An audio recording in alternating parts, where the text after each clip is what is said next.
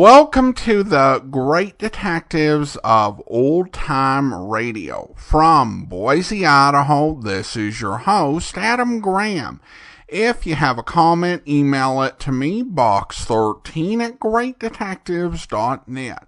Follow us on Twitter at Radio Detectives and check us out on Instagram, instagram.com/greatdetective. Now, a brief programming announcement. Today marks the 60th anniversary of the end of the golden age of radio. On September the 30th of 1962, CBS aired back-to-back the last episode of Johnny Dollar and the last episode of Suspense. I did a special for the 50th anniversary, and we will be replaying that on Sunday with both programs as well as my commentary. So look for that coming up on Sunday. But now it is time for this week's episode of yours truly, Johnny Dollar. The original air date, April the 6th, 1954, and the title is The Sulphur and Brimstone Matter. For your listening enjoyment, John Lund as Johnny Dollar. Philip Martin, Johnny. What do you know about hydroelectric power dams? Not a thing, should I? The Travers Construction Company is building one at Sierra de Avare. It's a couple of 100 miles west of Caracas, Venezuela. Thought you might like to run down there and take a look at it. Well, that's very thoughtful of you, but no thanks. There's a time penalty clause in their contract, Johnny, and we put up the completion bond. Now, if the dam isn't finished by a week from Friday, it starts costing us $5,000 a day until it is. You sound worried. We got a radiogram from Asa Travers yesterday claiming that attempts are being made to prevent the completion of the dam on schedule. Last night, Travers got himself involved in a premature dynamite explosion. Did it kill him? No, that was accomplished by two .38 caliber slugs they found in him afterwards. I wonder if coffee's any cheaper in Venezuela.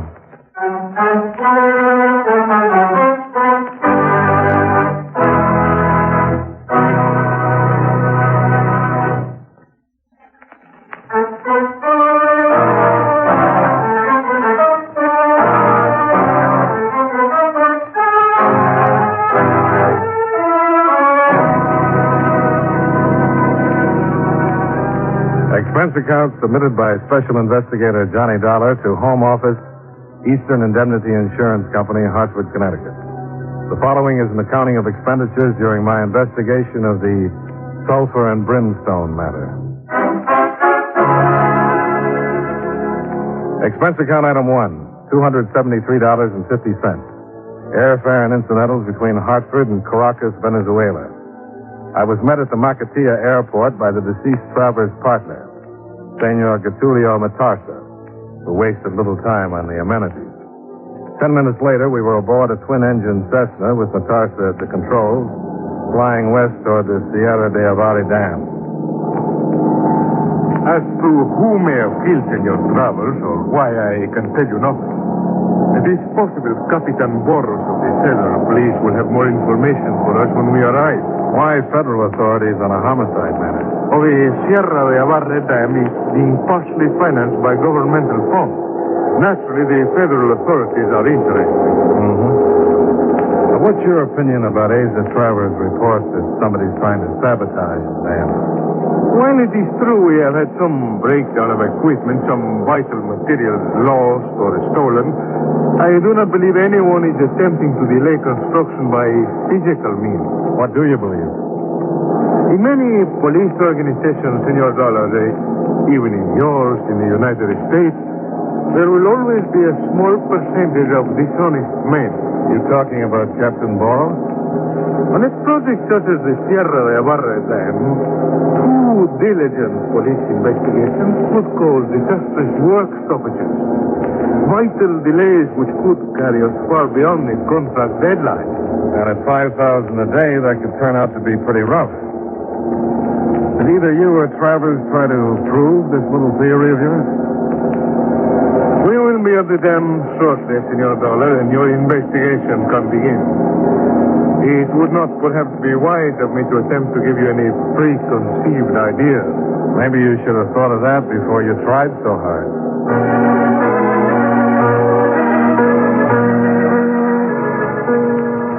Some 20 minutes later, Matarsa put the plane down on a bare earth field in the midst of a jumble of giant steam shovels, earth movers, and bulldozers. Overlooking it all was the great bulk of the Sierra de Ovari Dam. Matarsa made some excuse about having to check on a turbine installation, so I made my way alone to the shack which was construction headquarters of the project.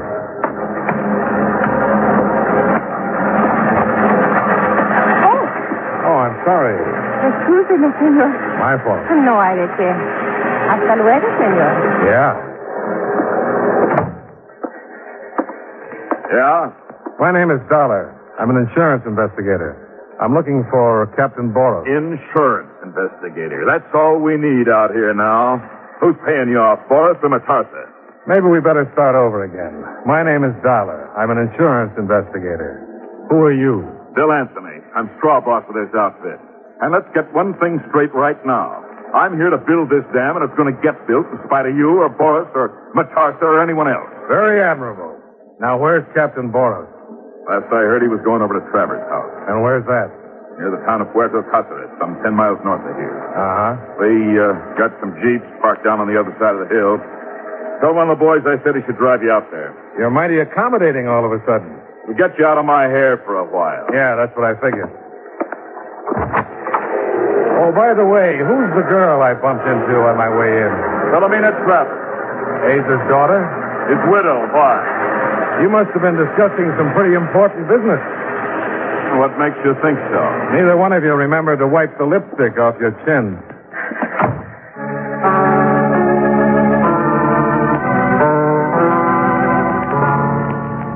There were a few questions I wanted to put to Matarsa regarding Bill Anthony and Asa Travers' comely young widow, Philomena, but I didn't see him around. So I made my way to the motor pool and got myself transportation and a guide to take me to Asa Travers' home. It is true, then, that the Senor Norteamericano has come here on the sad matter of Senor Travers' death? Well, the word's gotten around pretty fast, hasn't it, Pedro? Well, when one has lived in the Sierra Roja as long as has Pedro de la Cuesta, anything strange or different becomes quickly known. Well, then maybe Pedro de la Cuesta knows something about why Senor Travers was killed. I know only that when men make an evil thing, Senor, it will bring evil. You're talking about the building of the dam? Si, Senor. Why should that be an evil thing? It is not right for men to change the things which are natural to the earth, Senor. To force the flowing waters of a river backward upon themselves. This is not a good thing, Senor. You talk like a plantation owner, Pedro. No, Senor. My father was but a poor farmer who worked hard that I might go to the school of the workers here. But Pedro knows it is not a good thing what is being done here today. The evil that man creates will destroy him as it has already done to Senor Travers. And there will be more it will destroy, Senor. Many, many more. Now that's a happy thought.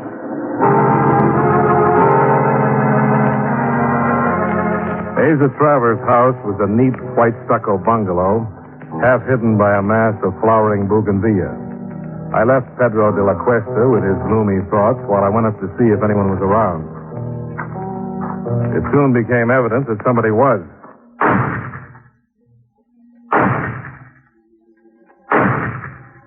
The shots came from a low barn-like building at the rear of the property, and I wasted no time getting over there to see if Pedro's prophecy had already been fulfilled. Buenas tardes, senor. So we meet again, huh? Yeah. But you look so startled, senor. Almost as though you had expected to find a body in here. Well, I hadn't expected to find a shooting gallery, Senora Travers. Asa had it built for my amusement. I have always found firearms fascinating ever since I was a little girl. And there is little else with which one may amuse oneself out here in this wilderness. I have become quite proficient at it.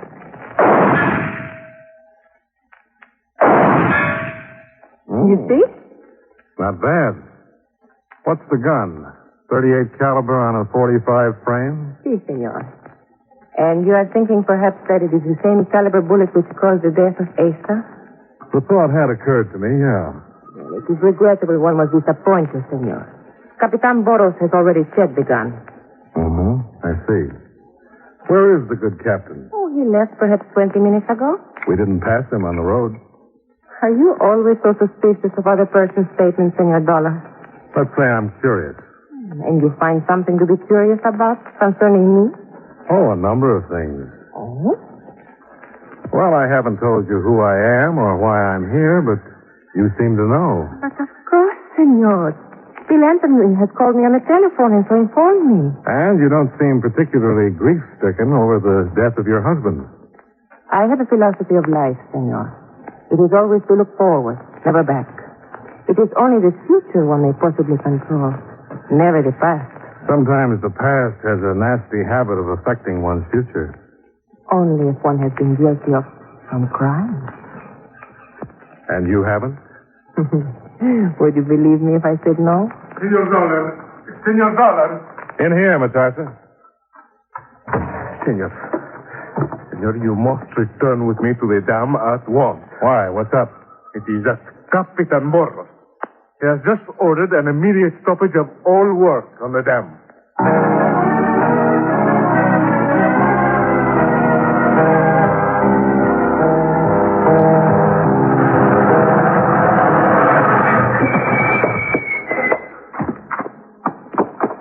You see, Senor Dollar, already the work has come to a halt.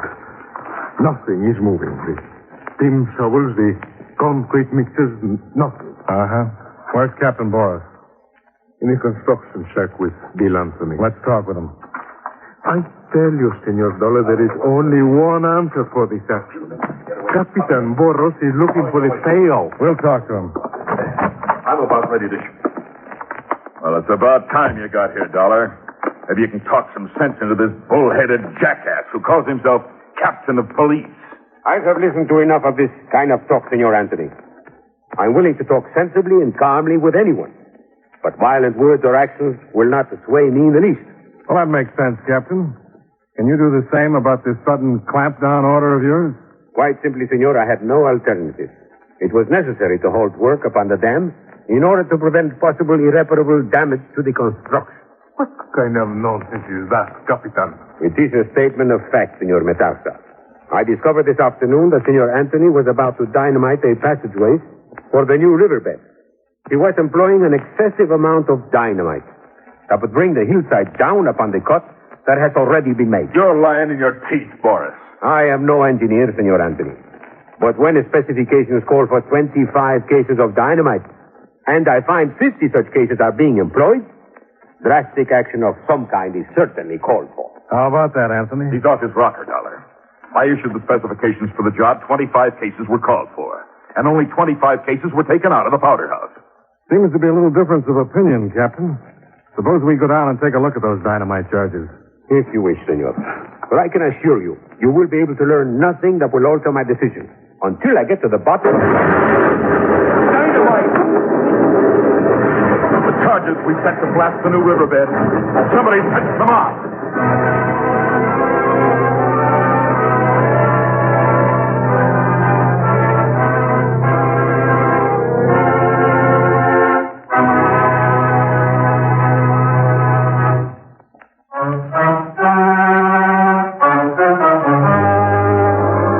And now, with our star, John Lund, we bring you the second act of Yours Truly, Johnny Dollar.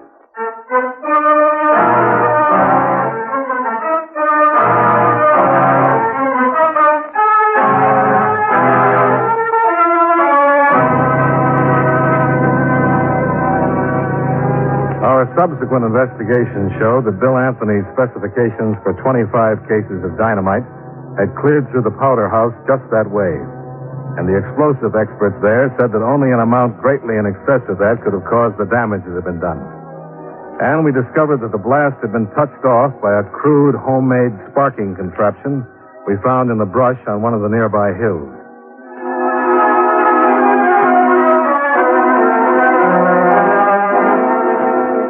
was dark by the time we got back to the construction shack. Matarsa was waiting for us with a report on the results of the investigating he and Bill Anthony had done. The original damage is not as great as we feared, senores. Yeah? How's that, Matarsa? While it is true the explosion buried the new cart, it is only for a relatively short distance. We can bypass it through a natural canyon on the other side of the hill. The work will be completed by Friday. You are forgetting something, are you not, senor? Your work stoppage orders, Capitan Borros? No. I am flying to Caracas tonight. There are higher authorities there who can quite easily countermand your orders. I'm certain they will prevent you from interfering any longer in the construction of the Sierra de Abarre Dam. Buenas noches, senores. Looks like he's calling your hand, Captain. See. And I have no doubt he will succeed, senor. There are those in Caracas who, for a handful of silver, will sell practically anything, including their souls. You know, Matarsa has the same idea about you. He's not the first, nor will he be the last. A police official is always suspect. There are but few who realize that there are other considerations besides those of money. How about naming me one, Captain? 8 men have died so far in the construction of this dam, senor. All of them during the so-called accidents which have occurred. What if I should tell you that my reason for holding construction until we get to the bottom of this consists solely of a desire to save more lives? Well, I'd say it sounds reasonable.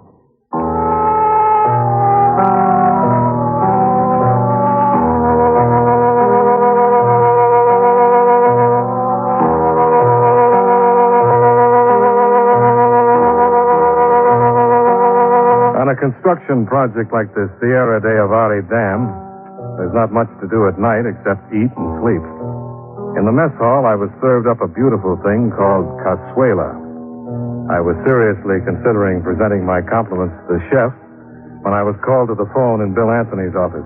I trust I did not interrupt anything too important, Senor Dollar, but I am about to leave this dreary wilderness for the much more pleasant surroundings to be found in Caracas.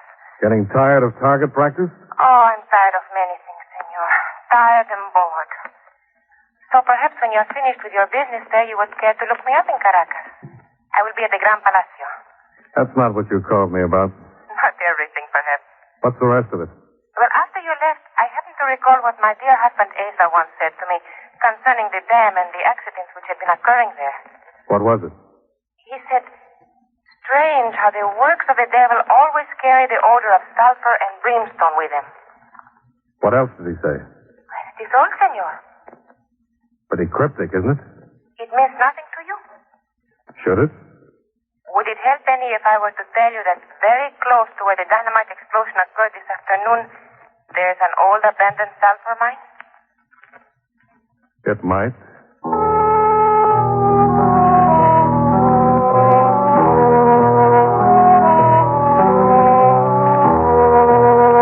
What do you know about an old sulphur mine somewhere around here, Pedro? I know that there is one, senor, but it has not been worked. There has been no one near it for many years. It could be of no importance to anyone. Suppose we find out.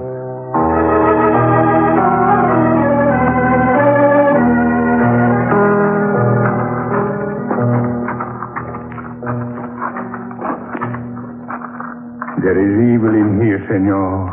Much evil. What is it the senor hopes to discover here? I'm not sure, Pedro. Senor? Up ahead there. What's your guess? Those wooden boxes? How would I know? You've been working on a construction job, Pedro. Take a closer look. It is the explosive, senor. The boxes of dynamite. Yeah. Some empty, some full. Well, that answers one question. What question, senor? Where the excess dynamite came from that blew up half that mountain today. And take a look behind those stacked cases. Santa Maria. Yeah. Looks like we got more answers than we bargained for. When we got back to the camp, I rounded up Captain Boros. He agreed with me heartily in all respects. Si, Senor Dollar. I would say your little trip to the sulphur mine has supplied us with several answers. Finding the dynamite, the body of Senor Bill Anthony. Let's not forget the gun, Captain. 38 caliber. The same caliber that killed Senor Travers. The initials on the butt are GM. And when you consider that the sulphur mine is owned by Senor Getulio Metarsa... Yeah. How soon are you leaving for Caracas? Immediately. Perhaps you would like to return with me. That's the second best offer I've had in Venezuela. Oh? And the first, Senor? Well, I should find the answer to that at the Gran Palacio.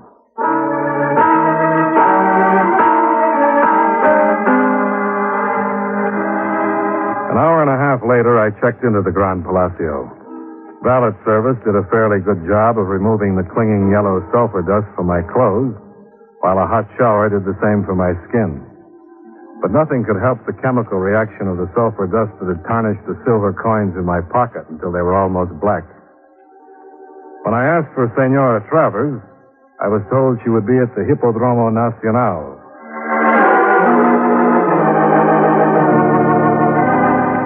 Expense account item 2, $3.50. Cab fare from the Gran Palacio to Caracas' sumptuous Hippodromo Nacional. Good evening, Senora. Senor Dollar. Surprise? In a way. I was not expecting to see you here tonight. Do you always accept invitations so hurriedly? Well, only under unusual circumstances. Do you find this one unusual? Well, let's say the widow's lack of grief over her husband's passing was rather marked. You're not being very amusing. Neither was your explanation about that sulphur mine. It's leading Captain Boros to Getulio Metarsa just about now. Getulio? Oh, he's the one who... Oh, that is too bad. Why? He had promised to take care of my expenses during my stay here in Caracas. Well, you'd better start looking for another philanthropist. I do not suppose... I don't think I could afford it. Oh, how unfortunate. Well, in that case, I would not consider asking you to pay for my drink. I'm still not too happy about that sulphur mine explanation. There is nothing more I can tell you, senor. Not even where you got that coin? Coin? The one you just threw on the bar. Tarnished. Almost black. In case you didn't know, that's what sulfur does to silver. I see. Well? It was given to me day before yesterday, senor. It was the wish of the giver that I purchase a candle with it to burn for my husband. Who gave it to you? Pedro de la Cuesta.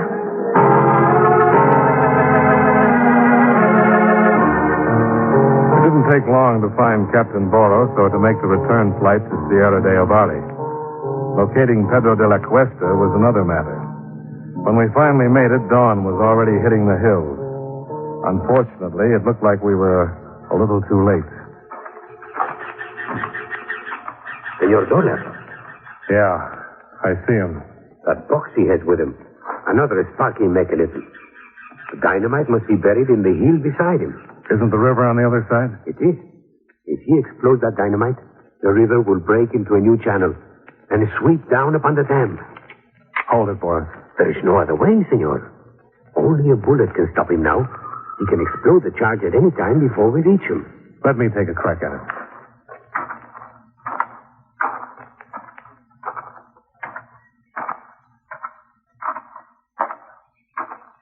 Por favor, senor Dollar. Por favor. It's no good, Pedro. What you're doing is no good. It will destroy the evil, senor. It will prevent the good earth from being drowned by the wicked water. For a while, maybe, but only for a while. No matter what you do here today, that dam will be built. No, senor. It will be taken as an omen, as a sign from heaven. the evil thing will be left alone to drown in its own water, as they wish to drown my Maria. Your Maria, Pedro? Who is she? Mi esposa, senor. My wife. She who came with me to this land almost 40 years ago.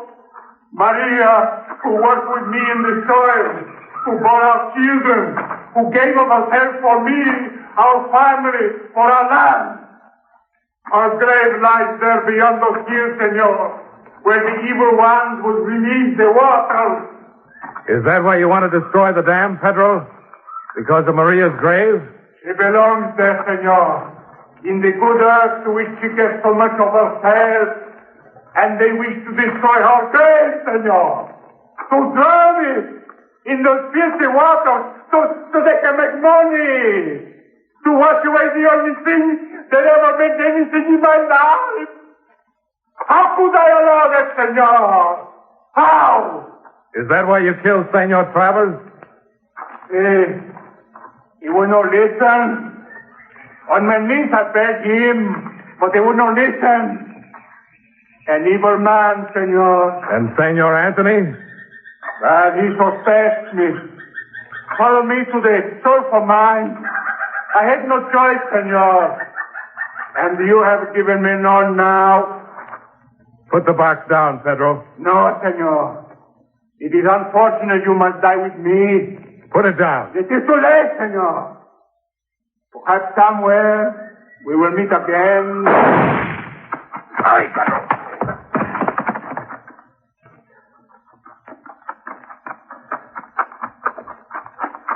Senor Dollar, you're all right? Yeah. Thanks, Boris. How come you missed him? It was necessary that I miss. What if I'd hit the box and it caused contact? A most unhappy thought. So was the one I had. What was that, Senor Dollar? The same thing could have happened just now when it hit the ground.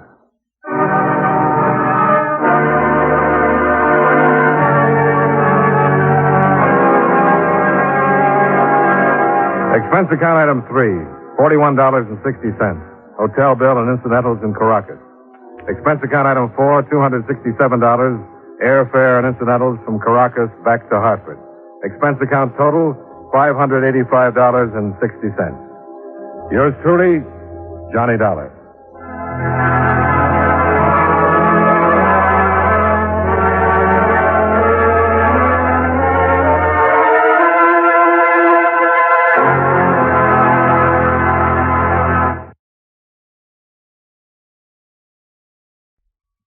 Welcome back. Well, this was a tough situation at the end for Johnny and his friend because they couldn't let him do it, but if they tried to stop him by force, there was risk either way. And really, they just did the best they could and got lucky with the outcome, which sometimes is all you can hope for. Well, this segment on recommending other programs is going to be a bit short. Each era of Johnny Dollar is kind of its own thing. And I think when you get to the Lund era, particularly as you moved past the time when the series was constantly redoing a script from another series, it's hard to compare to a lot of other programs. I think that the radio programs that were still in production in 1954-55 were evolving and have a very different feel and vibe from those that aired in the late 40s and early 50s. And some programs that would have a similar feel because they were being made at the same time be The Adventures of the Abbotts or Barry Craig Confidential Investigator. I don't think either of those are super close matches for the Lund era, but they're about as close as I can think of. Now we turn to listener comments and feedback, and we have an email from George. And he writes, "Hi Adam, I just listened to the Johnny Dollar episode, The Piney Corners Matter, and the interesting listener letter asking about the type of organ used on this and other shows. Pipe organs can be massive instruments with massive cost. In all likelihood, what we hear on these radio shows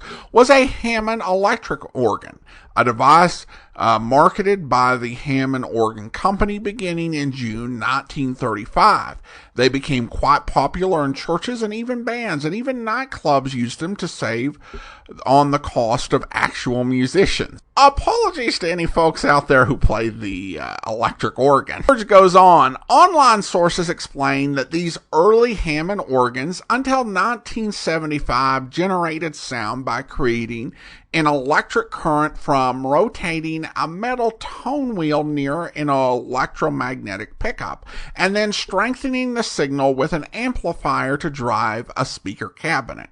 The organ is commonly used with the Leslie speaker. There really is no comparison in actual sound to a real pipe organ, and it would be extremely unlikely that CBS or other networks would have invested in any of their own. Well, thanks for the email, George, and I can understand your logic to an extent, but I was not entirely convinced because Johnny Dollar was likely at this point recorded at Columbia Center, and we talked about the size of that facility. You had 3 theaters there, one that seated 1,050 people, 2 others that seated 350 people each. This was a massive facility. So it seemed plausible to me that they might have had a pipe organ, but I didn't want to just kind of come on and say, well, I think that you might be wrong, but maybe you're right. Who knows? And I consulted with